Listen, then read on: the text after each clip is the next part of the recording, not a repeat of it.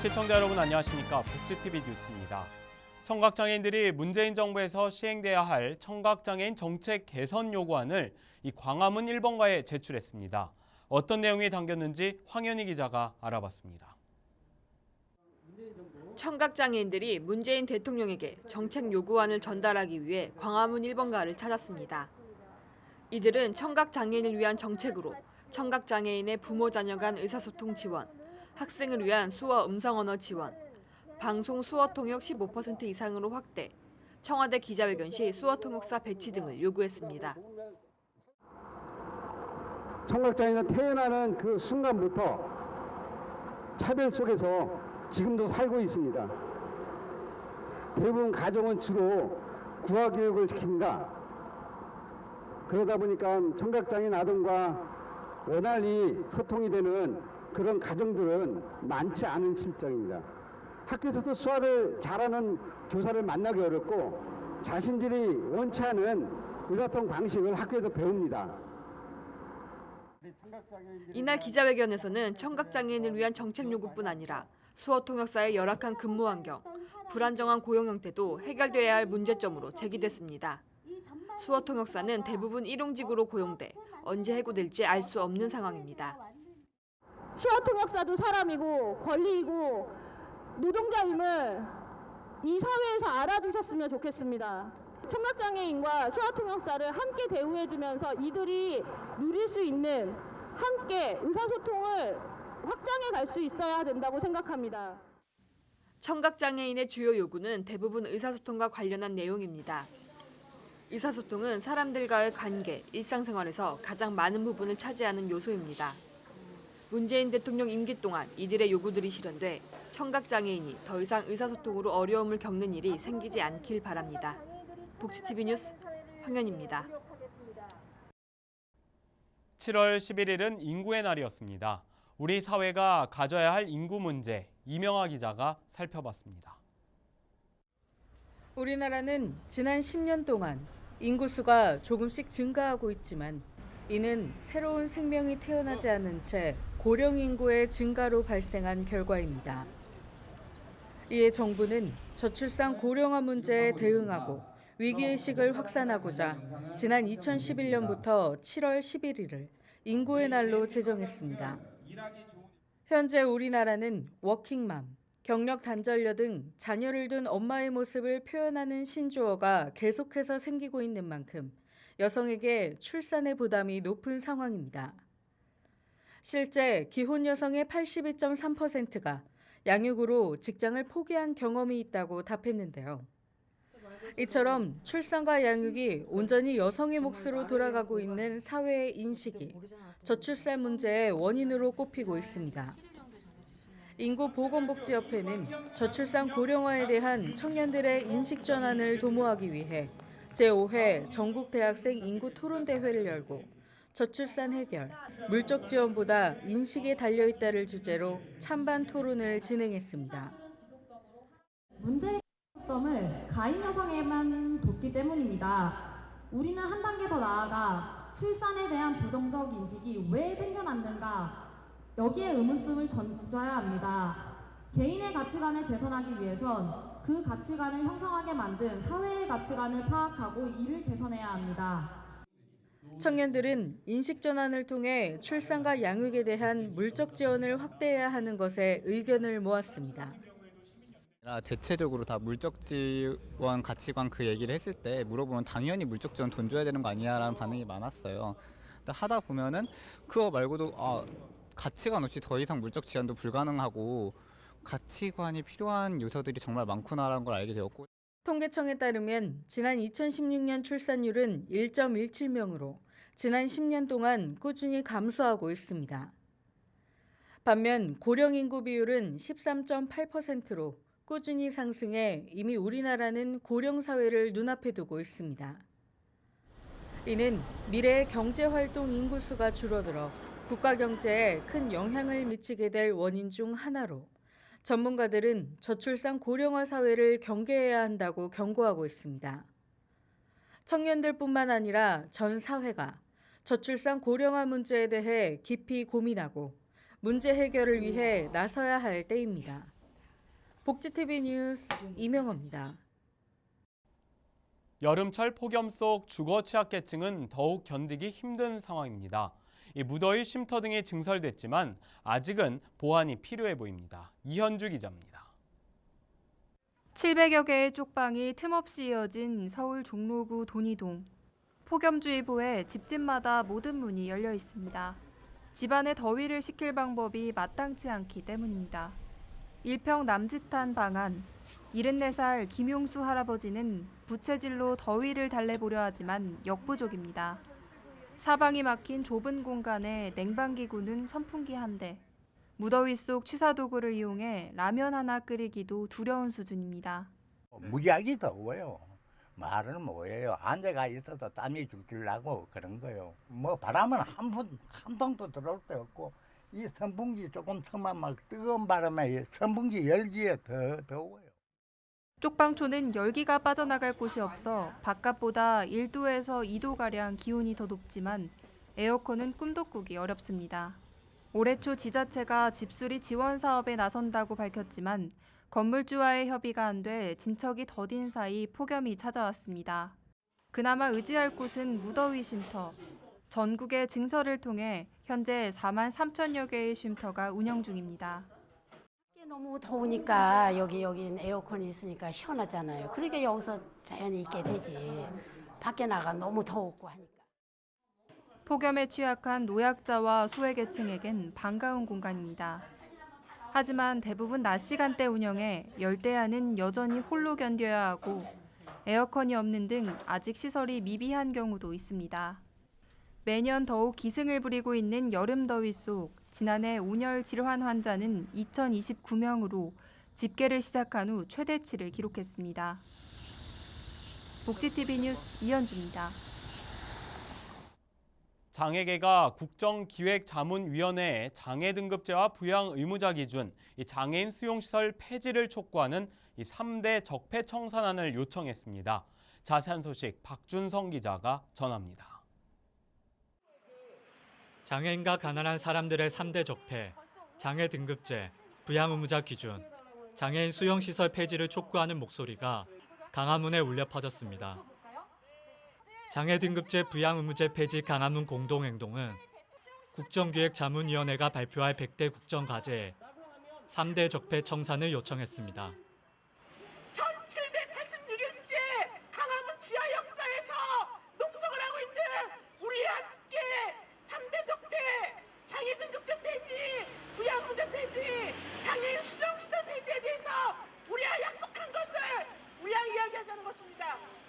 공동행동은 장애 등급제 폐지를 통해 장애인의 삶의 권리를 되찾아 달라고 말했습니다. 또한 빈곤 사각지대를 없애기 위해 부양 의무자 기준 역시 완전 폐지해 달라고 요구했습니다.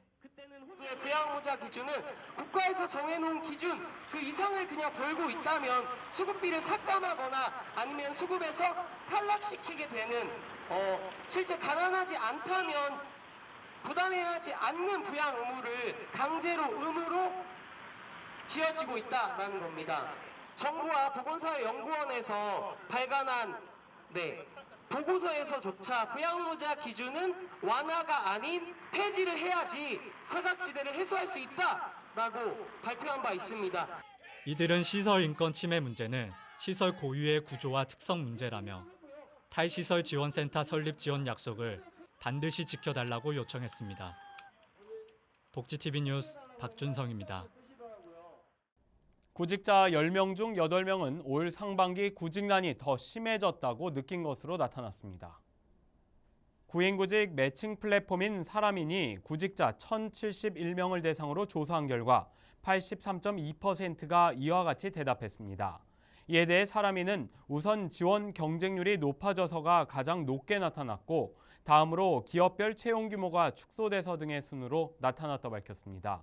또한 구직난이 더 심해진 원인에 대해서 경기 불황과 저성장이 1순위에 올랐고 기업의 일자리 창출 노력 부족 등이 뒤를 이었습니다. 17년째 해외 동포와 국내 소외 지역에 170만 권의 책을 보내온 해외 동포 책 보내기 운동협의회가 이 뜻깊은 행사를 열었습니다. 장병들이 마음의 양식을 쌓을 수 있도록 군부대에 책을 보낸 겁니다. 정두리 기자입니다. 창고 안에서 장병들이 책꾸러미를 열심히 나르고 있습니다. 30도를 웃도는 폭염 속이라 금세 구슬땀이 흐릅니다. 책을 가득 실은 트럭은 마침내 박수를 받으며 군부대로 떠납니다. 17년째 해외 동포와 국내 소외 지역에 책 보내기 운동을 벌여온 민간단체가 이번엔 병영 도서관 사업을 지원하기 위해 군부대에 책을 보낸 겁니다. 이날 보낸 책은 모두 2만 4천 권에 달합니다.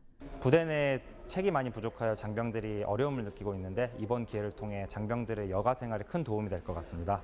해외 동포 책 보내기 운동협의회는 그동안 170만 권의 책을 국내외에 보냈는데 특히 해외 동포들로부터 좋은 반응을 얻고 있습니다. 우리한테 진정 필요한 것은 돈이 아니라 이 책 한 권이다. 한국말과 한글 글을 우리 자손들이 잊어버리지 않고 해외 동포들이 한국인의 정체성을 잃지 않도록 책 보내기 사업에 더욱 주력할 계획입니다. 해외 동포 2세들에게 한글로 된 책을 줌으로써 정통성과 정체성을 찾아주기 위해서 이 운동을.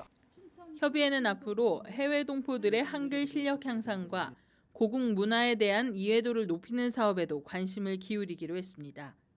복지TV 뉴스 정두리입니다. 어느 지역이든 대중교통을 이용해 가기 힘든 곳들이 있기 마련이죠.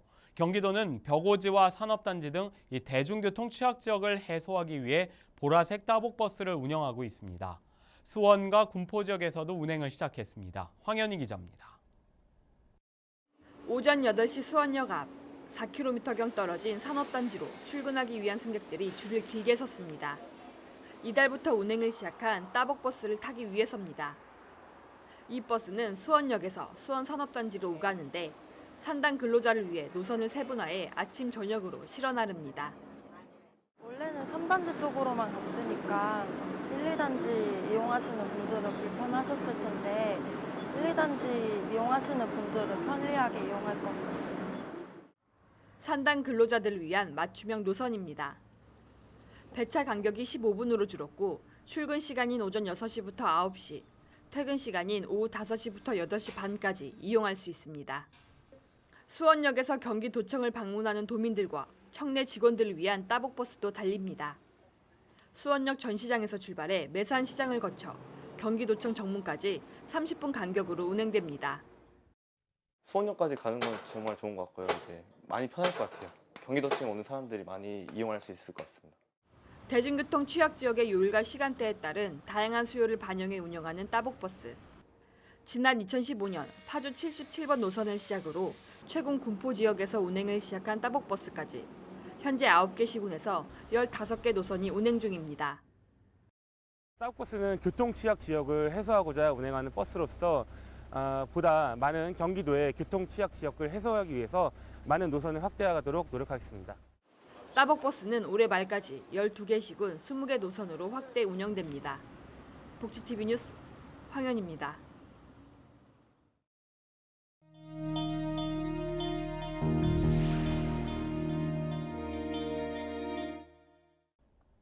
계속해서 간추린 뉴스 소식 전해드립니다. 서울 성모병원 직업환경의학과가 발표한 국민건강영양조사에서 금연을 시도하는 남성 중 서비스 즉과 판매직에 종사하는 20, 30대의 금연 실패율이 높은 것으로 나타났습니다.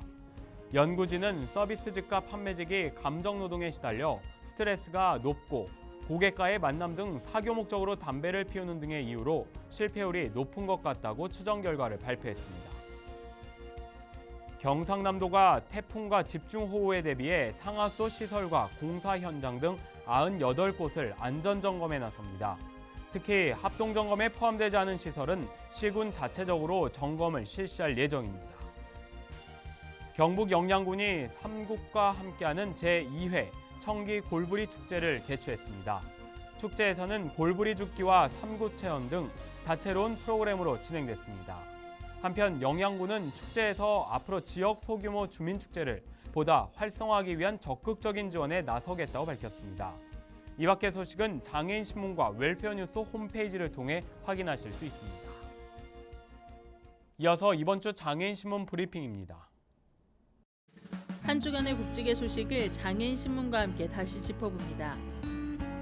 장애인 신문 1200호에서는 부양 의무자 기준 완전 폐지를 촉구하는 목소리를 가장 먼저 전했습니다. 최근 정부가 수급권자와 부양 의무자가 노인과 장애인일 경우 부양 의무자 기준 적용을 제외하는 완화안을 발표한 바 있습니다. 하지만 이와 관련해 시민사회단체는 완화로는 사각지대 해소가 불가능하고 그나마 소득 기준까지 붙여놨다고 비판하고 있으며 인구학적 기준의 부양 의무자 기준 완화가 아닌 급여별 폐지를 통한 완전 폐지를 촉구하고 있다는 내용입니다.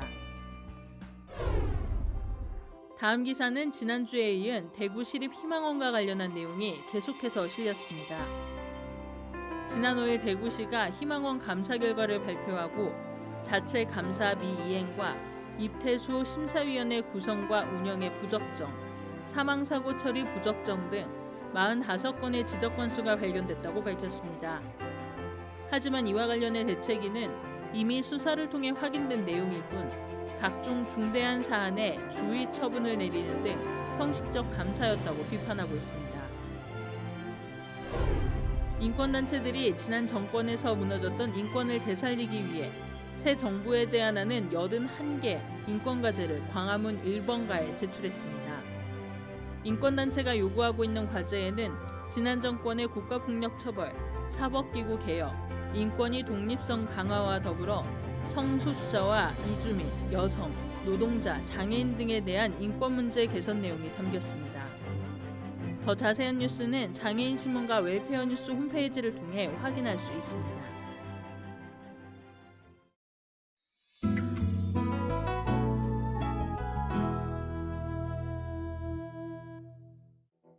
은퇴한 광고 에이전시 대표 해리엇은 자신의 사망 기사를 미리 손보기 위해 사망 기사 전문 기자인 앤을 고용한다. 하지만 해리엇의 까칠한 성격 탓에 주변 사람들은 모두 저주의 말만 퍼붓는다. 좌절한 앤에게 해리엇은 뜻밖의 제안을 한다. 바로 완벽한 사망 기사를 위해서 반드시 필요한 4가지 요소를 같이 찾자는 것. 그렇게 티격대는 둘 사이에 말썽쟁이 문제소녀 브렌다까지 가세해 해리엇의 인생을 다시 써나가기 시작하는데 자신의 사망기사를 직접 쓴다는 독특한 소재를 이용한 영화 내가 죽기 전에 가장 듣고 싶은 말. 자신에 대한 평가를 스스로 바꿔나가는 노년이 도전을 망설이는 청년에게 충고와 위로를 던지는 모습은 전 세대에 공감을 불러일으키는데요. 사망기사를 작성하기 위해 시작한 일이지만 그 과정 속에서 만난 이들과 함께 새로운 이야기를 써가는 모습이 관전 포인트가 될 것으로 보이며 기대 속에 관객들을 찾아옵니다. 사랑의 시작에서 이별까지 서로에게 때로는 자신에게 충실하며 치열하게 사랑하는 20대 청춘의 사랑을 그린 뮤지컬 위대한 캐츠비. 오는 10월 1일까지 대학로 유니플렉스 2관에서 공연되며 장애인과 국가유공자 할인 혜택이 있습니다. 공연장에는 휠체어석이 마련되어 있습니다. 음악을 통해 우리의 삶을 풍요롭게 하자는 취지로 만들어진 스트링 트리오 가향 트리오가 오는 8월 31일까지 홈 콘서트 공연을 갖습니다. 홈 콘서트는 방문 연주 서비스로 우리 집이 공연장이 되어 소중한 사람들과 함께 연주회를 감상할 수 있습니다. 연주자들을 가까이에서 볼 수 있을 뿐만 아니라 악기를 직접 보고 만질 수 있는 시간이 있으며 연주 시간과 장소는 관객들과 협의하여 진행하고 있습니다. 다음 코너는 발달장애인 진행자가 직접 방송 기사를 쉽게 만들고 참여하는 코너입니다. 안호준이 전하는 모두가 알기 쉬운 뉴스 함께 보시죠. 안녕하세요. 모두가 알기 쉬운 소식의 안호준입니다. 요 며칠간 비가 많이 오면서 모기가 엄청 많아졌는데요. 시청자 여러분들도 느끼셨나요? 모기가 많아지면 윙윙거리는 소리 때문에 그리고 모기에 물린 곳이 간지러워서 이래저래 귀찮은데요. 모기를 조심해야 하는 이유는 정작 다른 데 있습니다. 바로 모기에 물릴 경우 심각한 병에 걸릴 수도 있기 때문인데요. 그 대표적인 병이 말라리아입니다. 말라리아는 모기에 물린 후 약 보름 뒤 증상이 나타나는데 경우에 따라서는 1년 뒤에 증상이 나타나기도 합니다. 대표적인 증상은 온몸이 떨리는 오한, 39에서 41도의 고열, 이불을 적실 정도의 땀이 나는 증상이 반복적으로 나타납니다. 경우에 따라서는 구토나 설사, 구역질도 나타나기도 합니다. 말라리아는 아직까지 백신이 개발되어 있지 않아 말라리아를 예방하기 위해서는 모기에 물리지 않는 게 제일 중요하다고 합니다. 말라리아가 자주 발생하는 지역으로 여행을 준비하시고 계신 분은 각 지역마다 말라리아를 예방할 수 있는 약이 다르다고 하니까 전문의와 꼭 상담해서 올바른 예방약에 대해서 처방받으시고요. 예방약을 먹더라도 말라리아에 감염될 수 있기 때문에 모기장, 모기 기피제, 긴 소매, 긴 바지 등을 이용하여서 모기에 물리지 않도록 주의해야 합니다. 말라리아의 예방약이나 예방약 취급 의료기관, 국가별 예방약에 대한 정보는 질병관리본부 홈페이지에서 확인할 수 있다고 하니까 알아두시고요. 건강한 여름 보내세요. 문재인 대통령이 오는 19일 20대 국정전략과 100대 국정과제에 대한 대국민 발표를 앞두고 있죠. 문 대통령이 대선 당시 약속한 장애 등급제와 부양 의무자 기준 폐지 등에 대한 3대 적폐 청산에 어떤 대답을 내놓을까요? 장에게는 문 대통령의 책임 있는 답변을 기대하고 있습니다. 나눔과 배려를 실천하는 방송 복제TV 뉴스를 마칩니다. 시청해주신 여러분 고맙습니다. 우리 주변에서 일어나는 불공정한 사례부터 억울한 사연, 따뜻한 미담까지 장애인 신문과 웰페어 뉴스 홈페이지를 통해 보다 다양한 소식을 접할 수 있습니다.